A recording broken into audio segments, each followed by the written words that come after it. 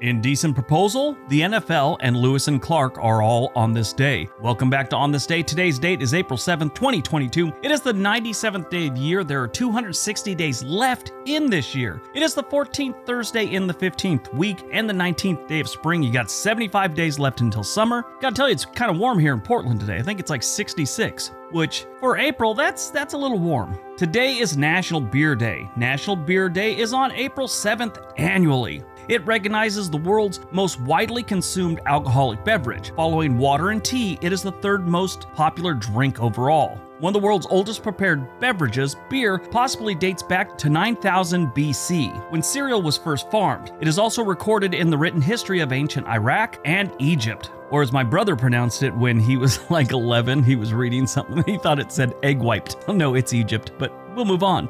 All right, let's see what else April 7th has given us. 1788, settlers established Marietta, Ohio, the first permanent settlement created by U.S. citizens in the recently organized Northwest Territory. 1798, the Mississippi Territory is organized from disputed territories claimed by both the United States and the Spanish Empire. It is expanded in 1804 and again in 1812. 1805, the Lewis and Clark expedition. The Corps of Discovery breaks camp among the Mandan tribe and resumes its journey west along the Missouri River.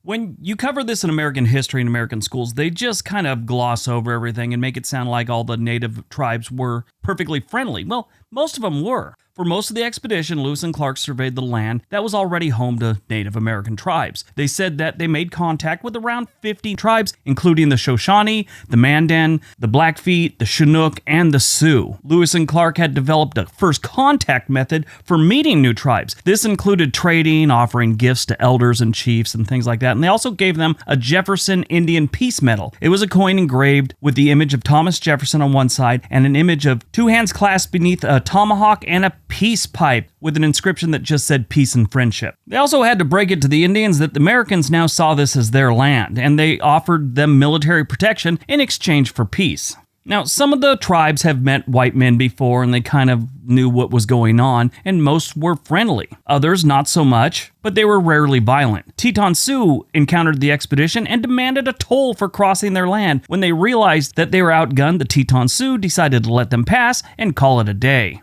Now, there's one amazing thing about the whole Lewis and Clark expedition. Only one man died through the whole thing. And it wasn't from Native American aggression. He died of appendicitis, they figure. But that was near Sioux City, Iowa, or at least where it is today. They went all that way, encountered all those tribes, broke them bad news that the land that they owned was now owned by somebody they probably never heard of in most cases, and no one got killed. It's amazing. 1927, AT&T transmits its first long-distance public television broadcast from Washington, D.C. to New York City, displaying the image of Commerce Secretary Herbert Hoover. 1933, prohibition in the United States is repealed for beer of no more than 3.2% alcohol by weight, 8 months before the ratification of the 21st Amendment to the United States Constitution, now celebrated as National Beer Day in the United States. 1943, the National Football League makes helmets mandatory. So back in the day, there were two camps on this. Helmets are good and they protect your head, but it also made men a little less cautious about hitting their heads and actually started using their heads as part of their blocking scheme and things like that. And it caused more concussions when they had helmets in the beginning. Well, as time went on, the helmets got better and concussions and damage to the skull went down, but in the early days, it kind of made people a little more careless with what they were doing. 1948, the World Health Organization is established by the United Nations. 2021, the COVID-19 pandemic. The Center for Disease Control and Prevention announces that the COVID variant Alpha has become the dominant strain of COVID-19 in the United States.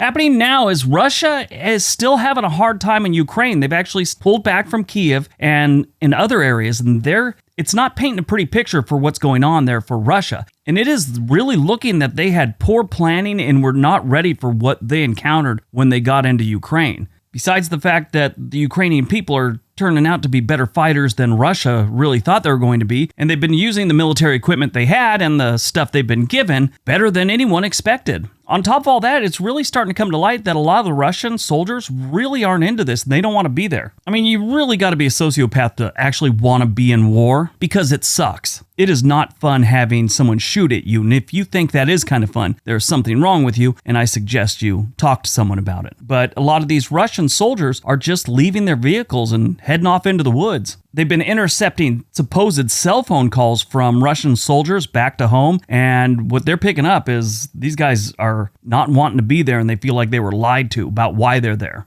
Movies released on April 7th, 1993, Indecent Proposal. This was a really, really amazing movie. I mean, just the whole thought of it. It's just insane. An architect and a real estate agent couple have their lives upended when a recession hits in the economy. After losing everything they have to gambling, they actually went with what money they had left to Vegas to try and win some money and, kind of start things over again. Well, doesn't work out for them. But a billionaire sees what they're going through and offers a huge sum of cash to spend one night with the man's wife.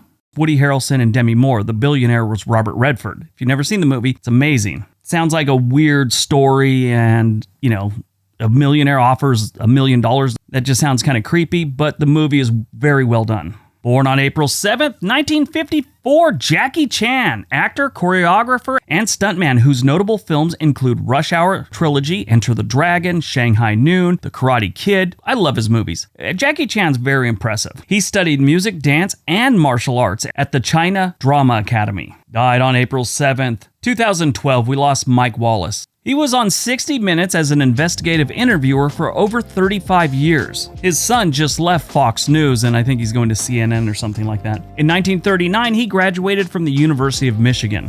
He died at his home in Connecticut on April 7, 2012. The night after Wallace's death, Maury Schaefer announced the death on 60 Minutes, and on April 15, 2012, they did a full episode of 60 Minutes dedicated to his memory. All right. That's today's video. Hope you guys enjoyed it. Hope you got some information out of it. Now go out, have a productive day, be nice to each other.